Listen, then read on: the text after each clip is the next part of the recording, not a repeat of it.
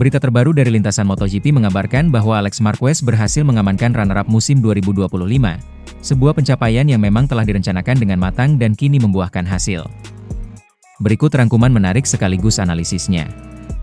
Perjalanan Alex Marquez menuju posisi 2. Menurut laporan dari 20 detik, Alex telah memperoleh posisi kedua klasemen akhir musim ini, yang sekaligus menjadikannya pembalap pemburu utama di belakang juara dunia. Pencapaian ini bukanlah semata keberuntungan, melainkan hasil dari strategi tim yang tepat, termasuk penyesuaian motor, konsistensi di tiap seri, serta pengelolaan tekanan sebagai saudara dari sosok besar di paddock. Kenapa ini layak dirayakan? Posisi runner-up menunjukkan bahwa Alex telah naik ke level yang jauh lebih tinggi dibanding musim-musim sebelumnya. Ia berhasil memanfaatkan kecepatan, konsistensi dan strategi tim untuk menghindari jebakan, sesi bagus satu seri, buruk di seri lainnya. Pembalap ini juga menunjukkan kedewasaan dalam menghadapi kompetisi, tidak hanya mengejar kemenangan tiap seri, tetapi menjaga performa agar tetap di papan atas. Tantangan yang dihadapi. Meskipun meraih runner-up, posisi ini bukan tanpa tantangan. Tekanan untuk selalu tampil maksimal di tiap seri bisa sangat besar, terutama dengan mata publik dan tim yang menaruh harapan tinggi. Persaingan internal maupun eksternal tak mudah. Pembalap lain, regulasi, performa motor, kondisi cuaca semua bisa menjadi penghambat. Posisi kedua juga mengingatkan bahwa masih ada satu tangga lagi untuk diraih, juara dunia. Ini bisa menjadi motivasi sekaligus beban tambahan. Alex Marquez telah menegaskan dirinya sebagai salah satu pembalap top musim ini dengan menjadi runner-up musim 2025. Dengan strategi yang matang, konsistensi tinggi dan dukungan tim yang solid, ia berada di jalur yang tepat untuk tahun-tahun ke depan. Kini tugasnya, mempertahankan momentum, menatap musim berikutnya dengan ambisi lebih besar, yaitu meraih gelar juara dunia. Sementara itu, di tengah hiruk-pikuk persaingan kelas Premier musim 2025, nama Marc Marquez terus menjadi magnet perhatian, bukan hanya sebagai pembalap, tetapi sebagai tolok ukur bagaimana sebuah tim dan pabrikan di paddock harus bergerak. Dan ketika tim pabrikan seperti Aprilia mulai berbicara besar, hasil di lintasan pun seperti memberikan penegasan keras. Ide besar harus dibayar dengan kenyataan keras. Pekan balapan di sirkuit Sepang untuk MotoGP Malaysia 2025 memberi kejutan bagi Aprilia. Sorotan yang semula tertuju kepada mereka sebagai kekuatan yang akan menggoyang peta dominasi, mendadak berubah menjadi evaluasi terbuka atas kondisi nyata tim. Sebuah artikel di Bola Sport berjudul, "Tahan dulu berkoar ke Marc Marquez dan kawan-kawan." Aprilia kembali ke bumi setelah melihat hasil MotoGP Malaysia 2025, menegaskan bagaimana ekspektasi besar yang dibangun di atas nama-nama besar mulai goyah ketika hasil tak mendukung. Ambisi besar, realitas yang lebih kasar. Aprilia datang ke Malaysia dengan kepercayaan tinggi. Dengan pembalap yang bersama menunjukkan kecepatan, serta motor yang diharapkan mampu berbicara banyak, tim ini mulai mendeklarasikan diri sebagai salah satu kekuatan yang akan meninggalkan bayang-bayang Marquez dan kawan-kawan. Namun, hasil latihan bebas dan kemudian kualifikasi di Sepang menunjukkan bahwa kenyataan sedikit lebih rumit. Menurut artikel, hasil yang diraih bukanlah hasil yang menggembirakan. Aprilia, yang semula ingin berkoar sebagai pabrikan yang siap mengguncang status quo, harus kembali ke dasar, memahami motor, memperbaiki konsistensi, dan menyadari bahwa kecepatan bukanlah jaminan kemenangan bila komponen lain tidak mendukung. Bayang-bayang Marquez sebagai alasan. Di paddock MotoGP 2025, nama Marc Marquez tak pernah lepas dari diskusi strategi, pengembangan motor, dan persaingan antar tim. Keberadaannya dianggap sebagai salah satu pembalap yang mengangkat level persaingan, baik dengan Ducati, Honda, Yamaha, atau pabrikan lain seperti Aprilia. Maka ketika Aprilia gagal tampil sesuai harapan di Malaysia, sebagian pihak melihat ada pesan tersirat, tanpa persaingan yang benar-benar solid, atau tanpa kemampuan menembus dominasi Marquez kawan, maka segala klaim besar menjadi rapuh. Aprilia tampak menyadari hal ini. Mereka bukan lagi sekadar pabrikan yang bisa menyulitkan Marquez, tetapi harus menjadi yang bisa membuktikan diri mengalahkannya. Dalam arti luas, menang dalam konsistensi, pengembangan, dan performa nyata. Hasil di Sepang menandai bahwa gap antara klaim dan kenyataan masih cukup besar. Hari kejatuhan ego, evaluasi terbuka Aprilia. Artikel Bola Sport menulis bahwa setelah 2 sesi balapan di Sepang, Aprilia kembali ke bumi. Arti dari frasa tersebut bukan hanya bahwa performa mereka kurang dari harapan, tetapi bahwa tim harus melakukan introspeksi terbuka. Apakah motor sudah benar-benar siap untuk kondisi Sepang yang menantang, panas, lembab, banyak tikungan cepat? Apakah pembalap dan tim sudah memiliki data yang memadai untuk setup yang konsisten? Apakah strategi tim mampu melawan tekanan dari rival besar, terutama mereka yang selalu disebut dalam konteks Marquez? Di sini, Aprilia seolah dipaksa menahan euforia. Tidak lagi berbicara besar tentang mengkapture podium tiap seri atau menyakiti dominasi Marquez, tetapi kembali ke pondasi, bagaimana tampil konsisten di 10 besar, sebuah target yang mungkin terdengar modest dibanding ambisi awal.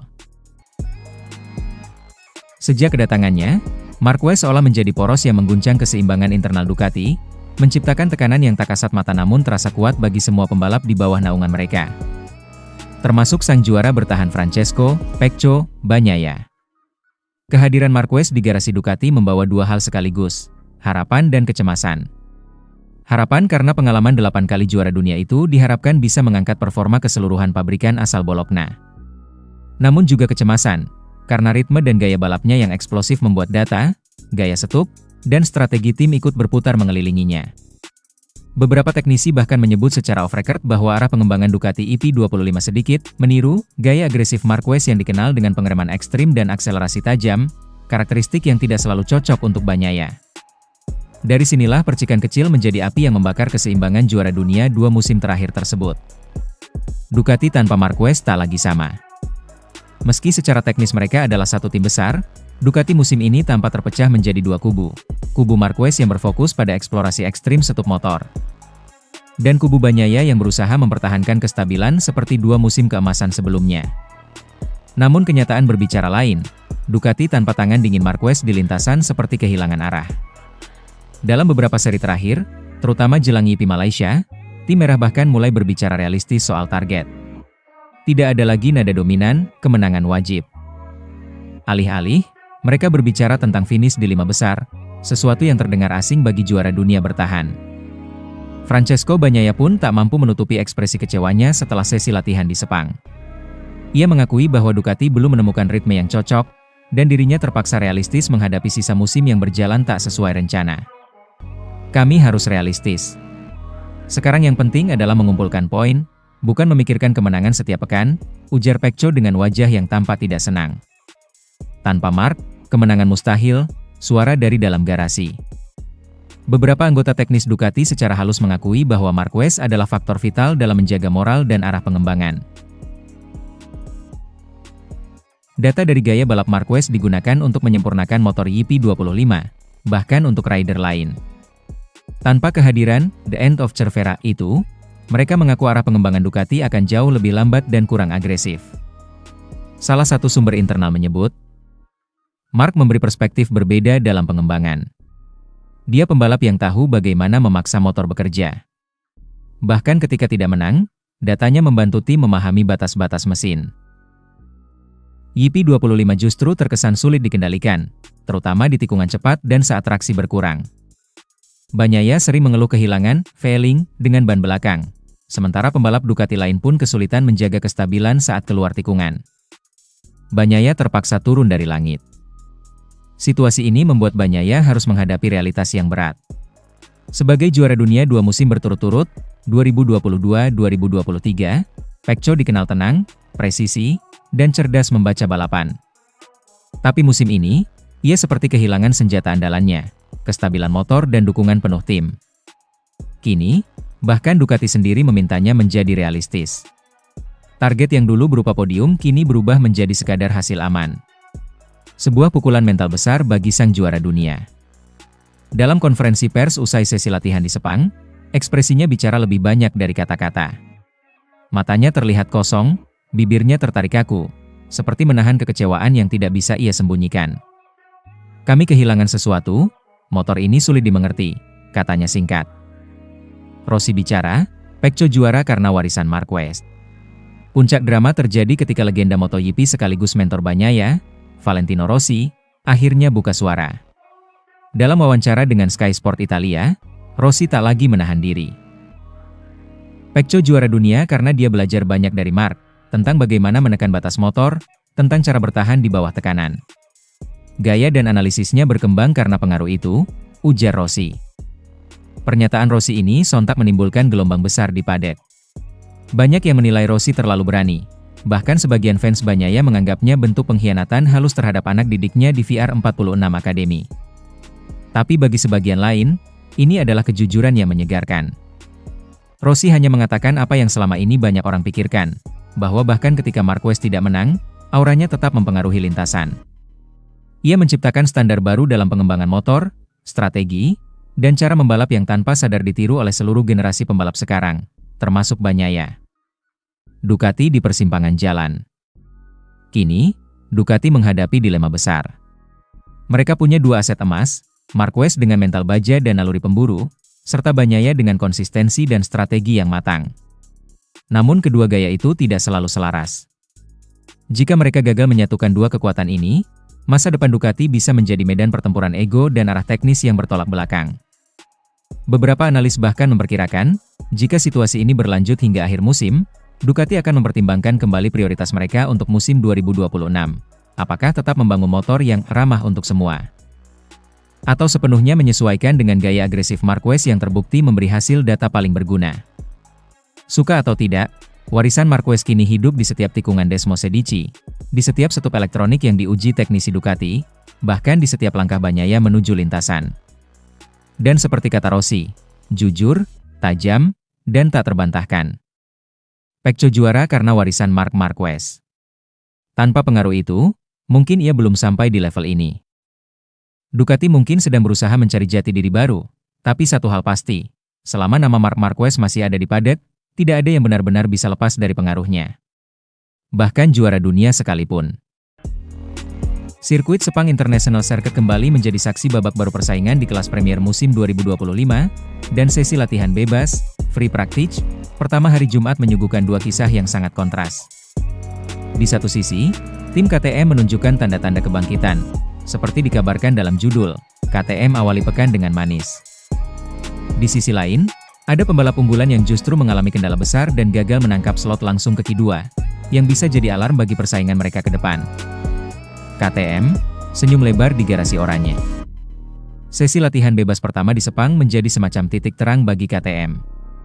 Pembalap mereka berhasil menorehkan hasil yang mengangkat kepercayaan tim. Berdasarkan data sesi gabungan FP1 dan FP2, pembalap KTM mencatat waktu tercepat, yaitu 1:57.559. Ini adalah catatan yang bukan hanya cepat secara absolut, tetapi mengisyaratkan bahwa KTM mulai menemukan setting dan ritme yang mampu menantang pabrikan terbesar.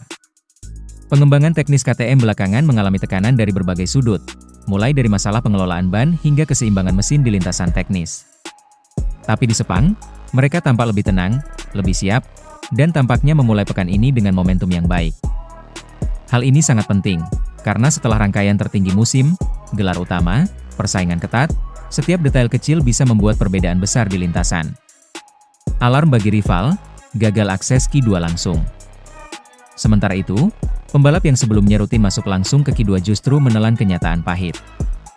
Meskipun tidak disebutkan secara eksplisit dalam sumber asli nama pembalap, laporan menyebut bahwa rekan satu tim Marc Marquez gagal tembus Q2, yang tentu saja menjadi perhatian besar mengingat ekspektasi dan standar tim.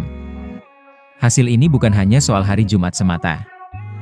Gagalnya akses langsung ke Q2 artinya pembalap tersebut harus melalui qualifying 1, Q1, tambahan beban dalam satu akhir pekan balapan, yang bisa memakan energi, konsentrasi, dan memperbesar risiko untuk kualifikasi malam hari dan sprint feature race keesokan harinya. Sumber lain menyebut bahwa pembalap dari tim tersebut sempat mengalami crash atau kesulitan mendulang failing yang pas dengan motornya selama latihan bebas. Dengan kondisi persaingan yang semakin ketat antar pabrikan, KTM, Ducati, Aprilia, Honda, Yamaha, dan perubahan regulasi serta karakter trek, kekurangan kecil sekalipun bisa mempersempit peluang. Detail sesi, fakta di balik angka. Untuk memberi gambaran lebih lengkap, catatan tercepat sesi adalah 1:57.559s yang dicetak pembalap KTM di posisi teratas.